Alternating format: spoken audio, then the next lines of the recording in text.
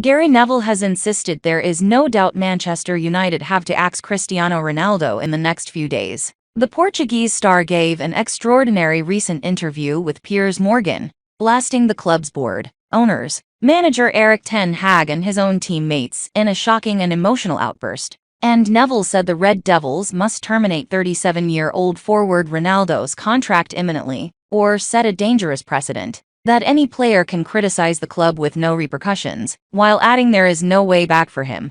He said, "No, and I don't think he wants a way back. He wouldn't have done this interview if he wanted a way back. This interview was one he knew would bring about the headlines it has and would bring the end of his Manchester United career.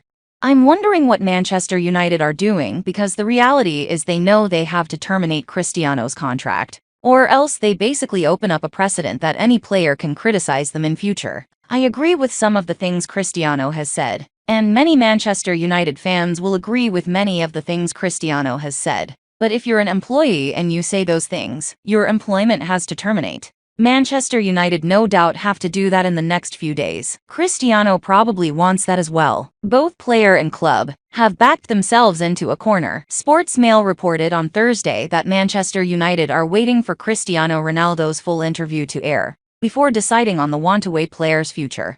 In the interview, Ronaldo claimed he had been betrayed by United, said he did not respect manager Erik ten Hag, and criticized the club and his teammates. United's lawyers are studying Ronaldo's comments closely to determine whether they constitute a breach of contract, but will only decide on their next move once they have seen the entire interview.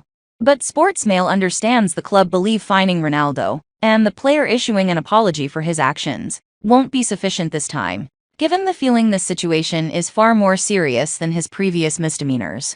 United will sack him or cancel his contract at Old Trafford next summer if they can. They are keen to avoid paying Ronaldo off as they don't want to reward disloyalty. They are hoping a mutual agreement can be reached with the 37-year-old, who told the club he wanted to leave in the summer transfer window.